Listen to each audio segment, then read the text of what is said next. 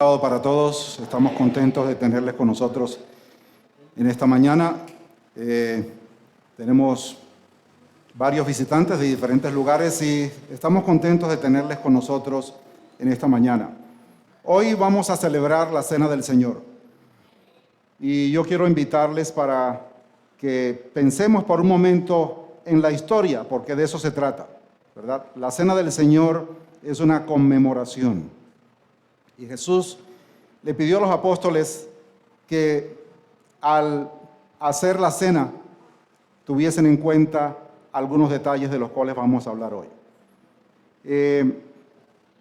¿Cuántos de los que están aquí recuerdan la fecha de su matrimonio? Unos, los que son casados, ¿verdad? ¿Por qué es importante? ¿Por qué es importante la fecha del matrimonio y por qué todos los años celebramos o tenemos el aniversario de bodas? ¿Habrá alguna razón? El aniversario de bodas nos recuerda constantemente todos los años de los detalles de la boda. Y muchas veces los detalles de la boda o la celebración del aniversario nos lleva a pensar no solamente en el momento de la boda, pero lo que sucedió antes de la boda.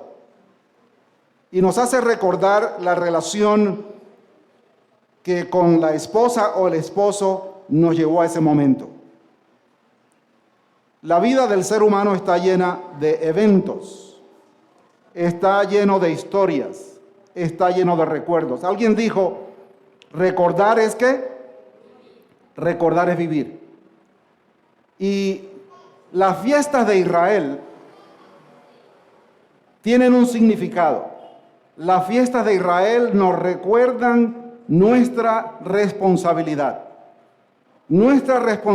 con Dios y nuestra responsabilidad con el prójimo. Así como el aniversario de bodas nos recuerda nuestra responsabilidad con nuestro esposo y con nuestra esposa, de igual manera, las fiestas de Israel fueron instituidas por Dios para ayudarnos a recordar nuestra responsabilidad con Él. Dios estableció eventos y en muchas ocasiones tomó decisiones para recordarnos varias cosas. Y una de ellas, la más importante, es que Dios es la fuente de todas nuestras bendiciones diarias. No podemos pasar por alto que Él es la fuente de nuestras bendiciones diarias. Por ejemplo, cuando Adán y Eva pecan, Dios los busca. Pero no solamente los buscas, no es solamente bla, bla, bla, bla, bla, ¿verdad? No solamente les pregunta ¿dónde estás? ¿Qué has hecho? ¿Por qué no has venido a la cita? Sino que Él entra en acción y los encuentra vestidos con unas hojas y Él decide sacrificar un cordero para vestirlos. Un evento importante que Adán y Eva nunca iban a olvidar.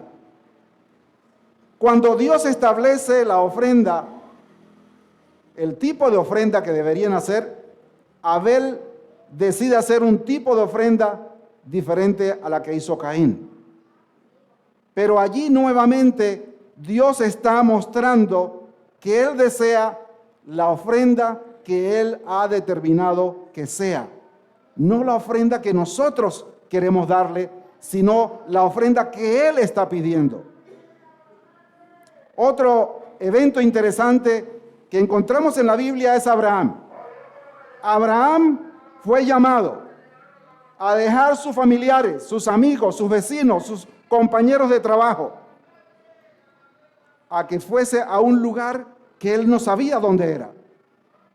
Y cada vez que Abraham pasaba de un lugar a otro, él hacía un altar, hacía un sacrificio y con esto le daba gracias a Dios por sus cuidados y por sus bendiciones. Pero avanzando más rápidamente, nos encontramos ahora con el pueblo de Israel en Egipto, esclavo, y Dios decide sacarlo. Y cuando Dios lo saca de Egipto, Dios le da 8 fiestas sagradas, solemnes, que deberían siempre tener en su mente. ¿Por qué? Porque Él quería hacer un énfasis grande, muy grande en la vida de ellos. Y eran 3 énfasis básicos. Primero, Él quería decirles y enseñarles y recordarles que Él era el creador. Segundo, Él era el proveedor. Y tercero, Él era el sustentador. Si analizamos todas estas 8 fiestas, nos daremos cuenta que todas ellas tienen ese matiz, tienen esa esencia, tienen ese mensaje central diciendo: yo soy el creador, yo soy el sustentador, yo soy el proveedor. Allí está Dios hablando con Moisés y dándole instrucciones. Y esta tarde en la clase bíblica vamos a estudiar parte de esas 8 fiestas. Hoy vamos a enfocarnos en hacer un repaso a la que nos concierne en relación a la cena del Señor. ¿Cuáles eran esas 8 fiestas solemnes que Dios le dio al pueblo de Israel? Les dio el sábado, y eso lo encontramos en Levíticos, el capítulo 23, no lo vamos a leer, ¿verdad? Vamos a hacer un resumen. Les dio el sábado, primero. Segundo, les dio la Pascua, le dio los panes sin levadura, le dio las primicias, le dio las 7 semanas, que después de las 7 semanas, que serían 49 días, el día número 50 celebraban el Pentecostés, la fiesta de las trompetas, el día de la expiación y la fiesta de las cabañas. ¿Por qué tantas fiestas? Tal vez algunos se pueden preguntar. Dios estaba interesado en mantener activos a su pueblo, recordando. Porque recordar es vivir. Porque al recordar ponemos en nuestra mente no solamente el acto, pero miramos hacia el pasado y nos damos cuenta cuán bueno ha sido Dios con cada uno de nosotros. Hay un pensamiento que dice: no tenemos nada que temer del futuro, a menos que hayamos olvidado cómo Dios nos ha guiado hasta ahora. No tenemos nada que temer del futuro, a menos que olvidemos cómo Dios nos ha ayudado hasta ahora. Hablemos de las 2 elementos o las 2 fiestas que para el acto de la Cena del Señor nos conciernen y que son muy importantes. No es que las otras no tengan importancia, pero estas son las que se encajan más directamente con la Cena del Señor. Vamos a resumir 2 de ellas. ¿Cuál era el propósito de la Pascua? ¿Cuál era el significado de la Pascua? Jesús estaba a punto de liberar al pueblo de Israel de la esclavitud. Y Él le dice a Moisés, en Éxodo, el capítulo 12, versículos 12 al 20, le dice: esta noche es la liberación total de su esclavitud, de tu esclavitud, de la esclavitud del pueblo de Israel en Egipto. Vamos a celebrar la victoria por anticipado. Y esto es lo que vamos a hacer. Así que ahí está Jesús, ¿verdad? Hablando con Moisés y diciéndole: vamos a celebrar por anticipado. Por supuesto, él no usa estas palabras, pero cuando nosotros leemos lo que está en Éxodo 12 al 20, nos damos cuenta que Dios le está diciendo a Moisés, están a punto de ser liberados. Vamos a celebrar. ¿Y cómo vamos a celebrar? Esto me hace recordar a mí lo que dice Marcos 11:24. Marcos 11:24 dice, por eso les digo que cuando pidan algo en sus oraciones, pídanlo convencidos de que ya lo han recibido y entonces todo lo que pidan será suyo. Cuando Jesús promete algo, lo considera una realidad. Cuando Jesús promete algo, lo considera un hecho.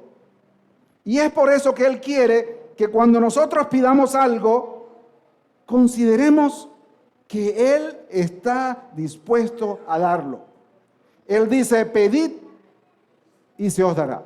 Buscad y hallaréis. Tocad y se os abrirá. Él está dando por sentado que todo está listo.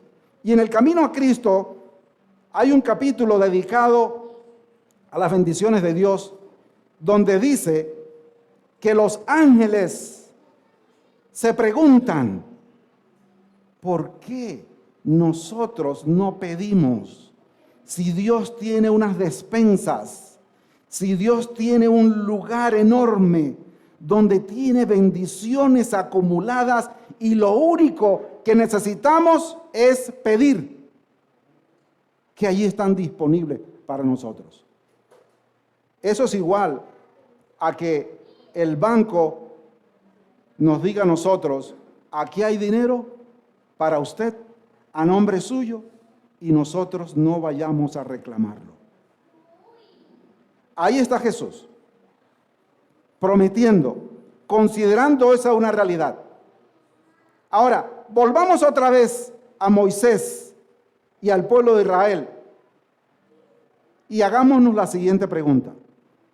¿Por qué quería Dios darle la libertad a Israel? ¿Acaso solamente quería Dios llevarlos a la tierra donde fluía leche y miel? ¿Ese era solamente el propósito de Dios? ¿O tenía Dios un propósito más allá de los propósitos del egoísta corazón humano? ¿Qué era lo que Dios quería? Más adelante lo vamos a ver y está en el capítulo 19 de Éxodo. Pero ahí está Moisés, ¿verdad? Y Aarón en su misión de liberación.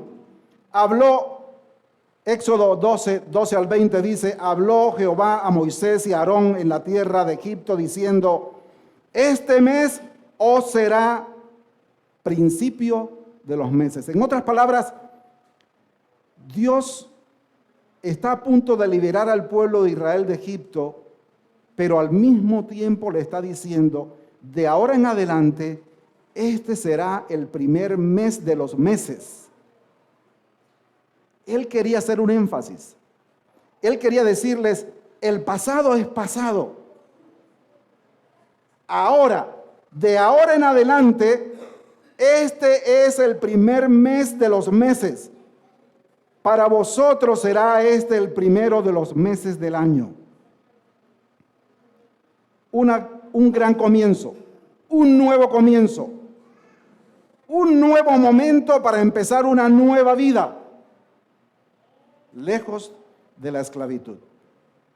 Hablad a toda la congregación de Israel diciendo, el versículo 3, en el día 10 de este mes, tómese cada uno un cordero según las familias de los padres, un cordero por familia. Y algo interesante, dice, si las familias son pequeñas, júntense los vecinos y de acuerdo y conforme al comer, o sea, de acuerdo a la necesidad que cada quien tenga, porque algunos comían más que otros, de acuerdo a eso, ¿verdad? Haréis cuenta sobre el cordero y a cada quien se le va a repartir las piezas del cordero. El animal será sin defecto, el versículo 5, macho de 1 año, lo tomaréis de las ovejas o de las cabras, y lo guardaréis hasta el día 14 de ese mes. Y entonces lo sacrificarás toda la congregación del pueblo de Israel entre las 2 tardes. Y tomarán de la sangre y la pondrán en los dinteles, en los postes de las casas en que estén reunidos y han de comer. Y aquella noche, el versículo 8 dice, comerán la carne asada al fuego. Y es interesante porque no solamente le dicen cómo lo van a comer, y les está diciendo, no quiero que lo hiervan, no quiero que lo cocinen en agua, quiero que lo hacen al fuego. Y tomarán también panes sin levadura, con hierbas amargas lo comerán. Ahora, en este capítulo, Moisés da todos los detalles de cómo él quería que fuese el procedimiento.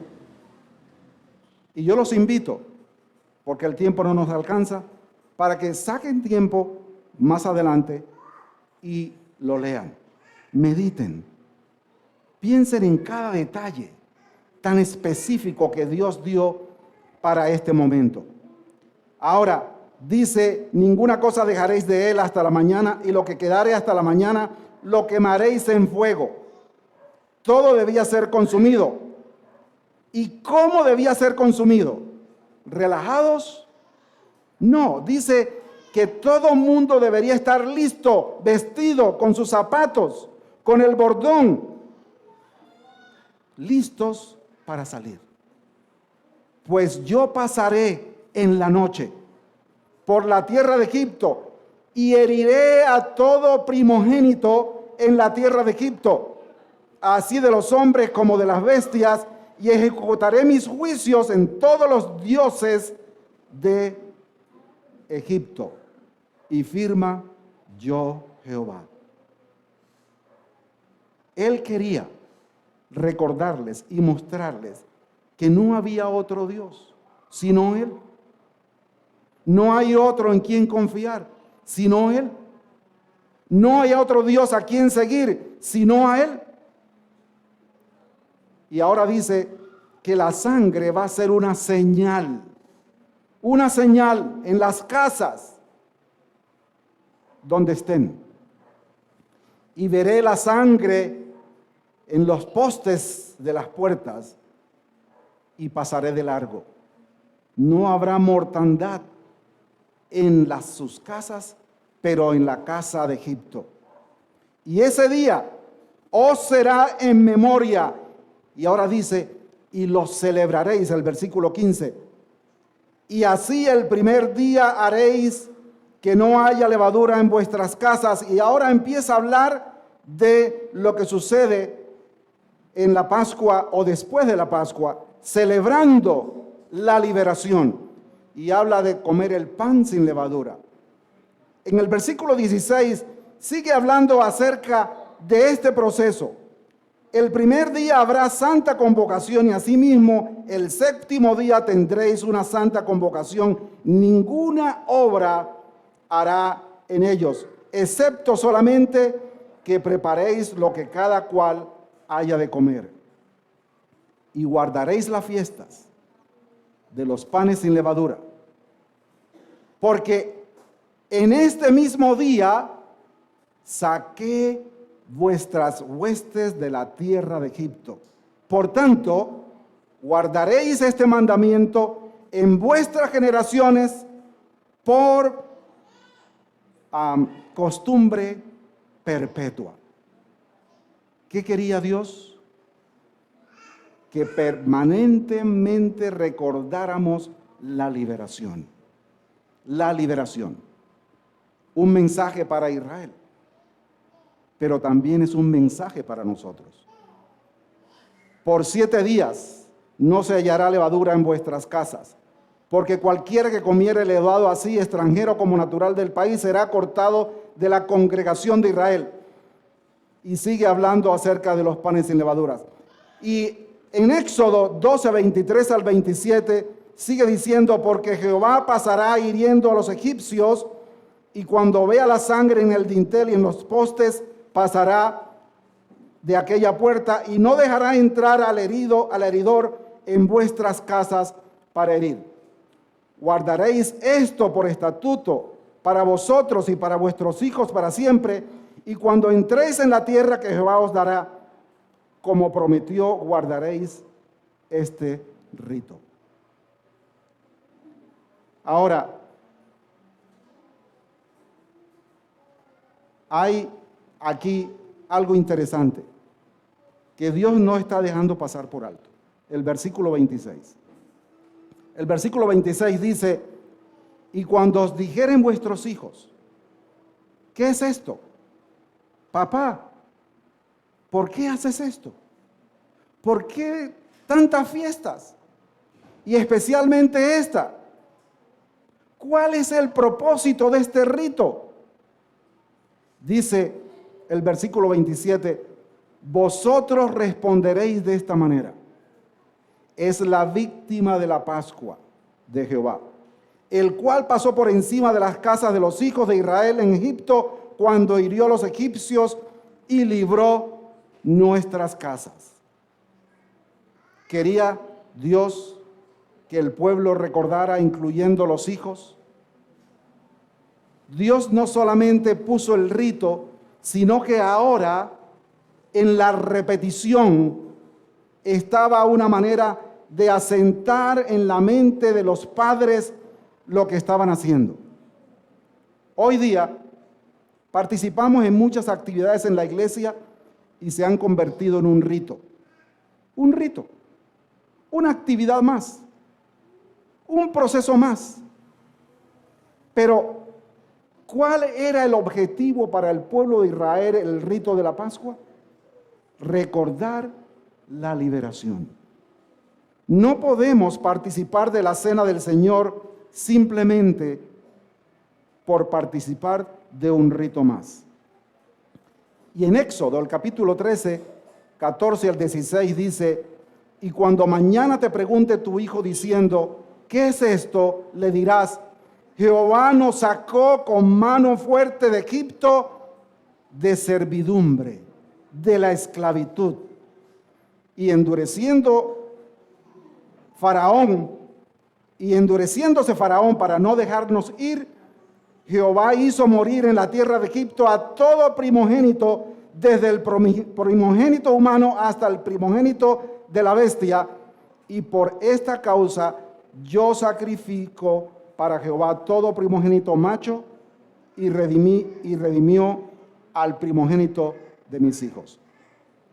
Te será pues como una señal sobre tu mano, por un memorial delante de tus ojos, por cuanto Jehová nos sacó de Egipto con mano fuerte. Ahí estaban los israelitas. Ahí estaban los hijos. Y volvemos a las tres preguntas iniciales. ¿Por qué quería Dios darle libertad a Egipto, a Israel de Egipto? ¿Por qué quería sacarlo de la esclavitud? ¿Acaso quería Dios solamente llevarlos a la tierra donde fluía leche y miel? ¿O tal vez lo que Dios quería era cumplir la promesa que le había hecho a Abraham y a Jacob? ¿O tenía Dios un propósito más allá de los propósitos egoístas del corazón humano? La respuesta no es una respuesta inventada, es una respuesta basada en la Biblia. Y quiero invitarlos a Éxodo 19, 3 al 6. Dios tenía un propósito definido. Dios había decidido continuar con la promesa que le había hecho a Adán y a Eva. Dios había decidido cumplir con la promesa que le había dado a Noé. Dios quería seguir con la promesa que le había dado a Abraham. pero no solamente por el hecho de cumplir con una promesa. Leamos lo que dice Éxodo 19, 3 al 6. Un día Moisés subió a la montaña del Sinaí para encontrarse con Dios. Y cuando llegó a la parte más alta, Dios lo llamó y le dijo: diles de mi parte a los israelitas lo siguiente: ustedes han visto cómo castigué a los egipcios. También han visto que a ustedes los he traído con mucho cuidado hasta el lugar donde estoy. Los he traído con el mismo cuidado que tiene un águila cuando lleva sus polluelos sobre sus alas. Si ustedes obedecen mi pacto y cumplen con la parte que les toca, serán mi pueblo, ¿qué cosa? Mi pueblo preferido entre todos los pueblos de la tierra, porque toda la tierra me pertenece. Y ahora el propósito. ¿Por qué Dios sacó al pueblo de Israel de Egipto? Además de darle todos los beneficios que no tenían en Egipto, además de tener leche, miel, fruta, territorio, protección. El versículo 6 nos dice exactamente por qué. Dice: ustedes serán, ¿qué cosa? Mis sacerdotes. ¿Mis sacerdotes solamente de la casa? ¿Solamente del pueblo de Israel? No. Ustedes serán mis sacerdotes ante el mundo. No solamente a la gente que estaba dentro de las murallas de Israel, sino a todo el mundo. La gente que estaba por fuera, la gente que no eran creyentes, la gente que tenía muchos dioses, la gente que confiaba en otro Dios que no era el Dios de Israel. Ustedes serán mis sacerdotes ante todo el mundo y se apartarán de todo para servirme solo a mí. Interesante. Interesante. Ahora, después de la Pascua, después de la liberación de Egipto, después de la liberación de la esclavitud, los judíos empezaron a celebrar el Pentecostés. Porque no tenía ningún sentido celebrar solamente la Pascua si no se celebraba el Pentecostés. Porque en el Pentecostés, dicen los eruditos, el pueblo judío celebraba la entrega de los 10 mandamientos. 50 días después del pueblo de Israel salir de Egipto, Dios finalmente, a través de un proceso de conversación con Moisés y con el pueblo, les entrega los 10 mandamientos. Ahora, ¿cuál es la definición del Pentecostés? De acuerdo a la definición de los idiomas de Oxford, dice que el Pentecostés es la festividad religiosa que se celebra 50 días después de la Pascua, en que los judíos conmemoran el día en que Dios entregó la ley en el Sinaí. Pero ahora, haciendo el paralelo, el Pentecostés no es solamente eso, porque recordemos, Pentecostés significa 50, quincuagésimo o 50, ¿verdad? Jesús, en el libro de Hechos, el capítulo 2, dice que Jesús, después que resucitó, después de la Pascua, después que Jesús murió y resucitó el domingo, Jesús estuvo con sus apóstoles 40 días, enseñándoles y mostrándoles otras cosas que a ellos a lo mejor habían pasado por alto, pero los estaba confirmando. Y aunque los apóstoles le dijeron: maestro, ¿no crees que es el momento que ya pongas un rey en Israel? Jesús le dijo: De eso no te preocupes. Dios, mi Padre, tiene todo bajo control. De lo que se tienen que preocupar es que no deben ir a ningún lugar, deben quedarse reunidos esperando que venga el Espíritu Santo. Porque el Espíritu Santo los va a capacitar para hacer lo que tienen que hacer. El Pentecostés para los israelitas conmemoraba la entrega de la voluntad de Dios en 10 mandamientos. Mi relación con Dios y mi relación con el prójimo. La manera como yo debía relacionarme con Dios y con el prójimo. Pero cuando traemos el paralelo con el pueblo de Israel, específicamente con los apóstoles y el tiempo de Jesús, el Pentecostés es el Espíritu Santo mostrando el camino. El Espíritu Santo guiando a toda verdad. El Espíritu Santo mostrando lo que debía hacerse y cómo actuar y qué hacer para alcanzar a todo el mundo. Por eso Jesús le dice, primero vayan a Samaria, después vayan a Jerusalén y luego, entonces sí, vayan al mundo. La Pascua, el pueblo de Israel lo celebraba para conmemorar la libertad. El Pentecostés lo celebraba para aceptar la voluntad de Dios en sus 10 mandamientos.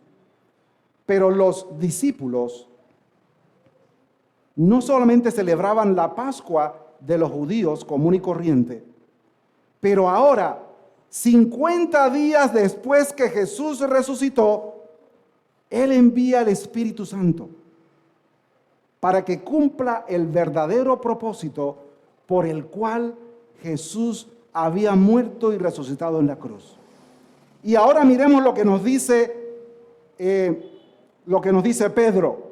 Pedro dice en 1 de Pedro 2, 9 al 10, pero ustedes son un pueblo elegido por Dios, sacerdotes al servicio del Rey, una nación santa, un pueblo que pertenece a Dios. Él los eligió para que anuncien las poderosas obras de aquel que los llamó a salir de la oscuridad para entrar en su luz maravillosa. ¿Qué hizo Jesús? Nos sacó de la oscuridad. ¿Qué hizo Jesús con el pueblo de Israel? Lo sacó de la esclavitud. ¿Qué tenía que hacer el pueblo de Israel? Ser los sacerdotes para todo el mundo. ¿Qué tenemos que ser nosotros? Somos una nación santa, un pueblo adquirido por Dios para predicar las maravillas, para compartir la maravillosa luz que Él nos ha dado. Dice Pedro en el versículo 10, antes ustedes no eran ni siquiera un pueblo, pero ahora son el pueblo de Dios. Ustedes no habían recibido compasión, pero ahora han recibido la compasión de Dios. La Pascua, equivalente a lo que celebramos hoy en la Cena del Señor, marca, nos da una señal, nos ayuda a recordar cuál es nuestra responsabilidad. No es solamente tomar la Cena del Señor para renovar mis votos con Dios y renovar los votos del bautismo, sino que debe haber un propósito en la renovación. Debe haber un propósito en la celebración. No es celebrar de una manera egoísta, con propósitos egoístas, y aceptar la salvación. Es convertirnos en portadores de la luz, portadores del Espíritu Santo que libera no solamente mi vida, pero la vida de todos los que nos rodean. Familiares, vecinos, compañeros de trabajo y amigos. Hay un propósito. Dios quiere que no perdamos de vista la razón por la cual hacemos esto. Dios quiere que nuestra mente esté enfocada y dirigida al verdadero propósito por el cual Él nos liberó. Cuando celebramos la cena, no solamente celebramos la muerte de Jesús, sabiendo que cuando Él muere por el perdón, por el derramamiento de sangre, obtenemos el perdón de nuestros pecados, sino que también aceptamos que Jesús es la primicia que garantiza la resurrección para la salvación de todos aquellos que hayan muerto cuando Jesús venga por segunda vez. Jesús es la primicia. ¿Qué nos dice 1 Corintios 15, 21 al 24? Dice, así como la muerte llegó a la humanidad por medio de un hombre, también por medio de un hombre llega la resurrección. Así como Adán trajo la muerte a todos, Cristo traerá vida a todos nosotros. Pero todos deben ser resucitados en cierto orden. Dice el versículo 22. Primero fue Cristo. Y luego, cuando Cristo regrese, serán resucitados también los que le pertenecen a Él. ¿Le pertenezco yo a Jesús? Definitivamente. Somos su propiedad. Ya Él nos compró. Somos salvos. Hemos sido salvados. Lo único que tenemos que hacer es apropiarnos de lo que Él nos ha dado. Tomarlo como nuestro. Porque ya Él pagó.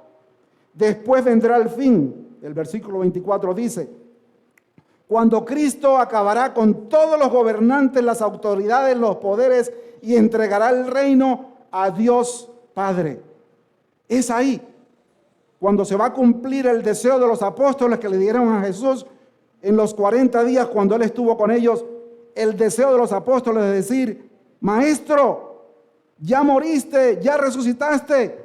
¿No crees tú que es tiempo de darnos un rey? Ahora es el verdadero momento. En la segunda venida de Jesús. Y ahora Pedro nos habla del verdadero propósito de la cena del Señor. Cuando Él dice que somos un pueblo santo, somos una nación santa, somos un pueblo adquirido para pregonar. Pero no podremos pregonar el Evangelio si nosotros no estamos conscientes 100% de lo que hacemos. La cena del Señor está instituida para recordar. Así como las 8 fiestas importantes de Israel, la cena nos tiene que llevar a pensar en el Pentecostés. Si celebramos la cena y perdemos de vista la verdadera razón por la cual celebramos la cena, estamos a medio camino. Porque cuando Jesús vino, Él dijo, me voy, pero les voy a mandar al Espíritu. Y es importante que recibamos al Espíritu, porque solos no podemos ser los sacerdotes de Dios al mundo. No podemos. Solamente por el poder de su Espíritu podremos hablar cuando se nos pida hablar. Podremos hablar cuando llegue la oportunidad para compartir no otra cosa, sino la muerte de Jesús, la resurrección de Jesús y su segunda venida. Hermanos y amigos, la cena del Señor, además de ayudarnos a recordar todo esto, nos debe impulsar a compartir el recuerdo. ¿Cómo nos sentimos nosotros al compartir con nuestros hijos el día de la boda, el aniversario? ¿Verdad que disfrutamos compartir con nuestros hijos el proceso del noviazgo y el proceso de la boda y muchas otras cosas? La cena del Señor debe traer recuerdos, pero deben ser recuerdos que nos impulsen a compartir, no a guardarlos, no a ser egoístas, pero a compartir. ¿Y a quién debemos compartir? A Jesús. Y todo esto se volverá un ciclo donde repetimos continuamente lo mismo. Cada 3 meses celebramos la Cena del Señor. ¿Le estamos dando nosotros el verdadero significado de la libertad? Porque es muy bueno disfrutar de la libertad. La pregunta es, ¿estoy yo compartiendo la posibilidad y la oportunidad para que otros también sean libres? Y conoceréis la verdad, y la verdad os hará libres. Cantemos el himno número 368. Himno número 368.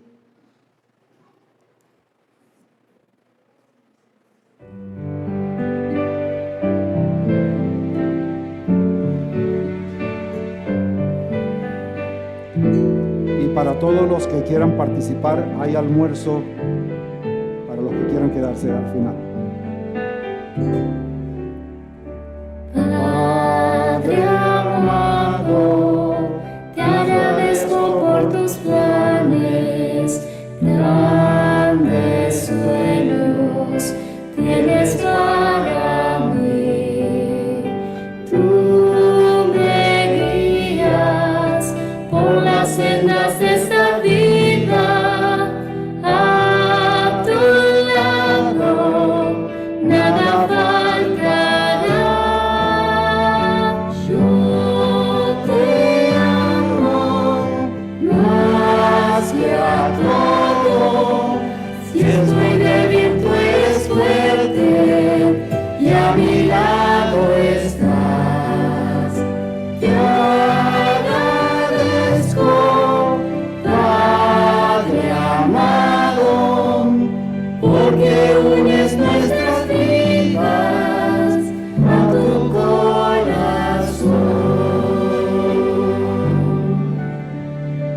Padre amado, te agradezco por tus planes, grandes sueños tienes para mí. Tú me guías por las sendas de esta vida, a tu lado nada faltará. Yo te amo más que a todo. Si estoy débil, tu gran fuerza nunca fallará. Por tu gracia te imploro que transformes hoy mi vida con tu bendición.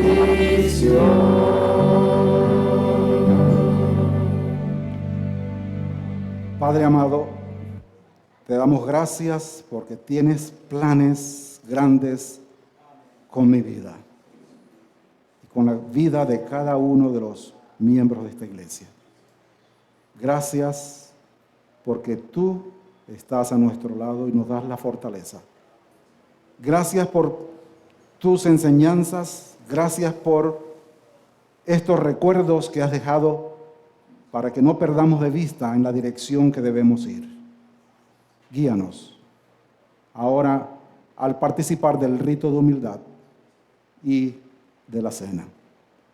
En el nombre de Jesús. Amén.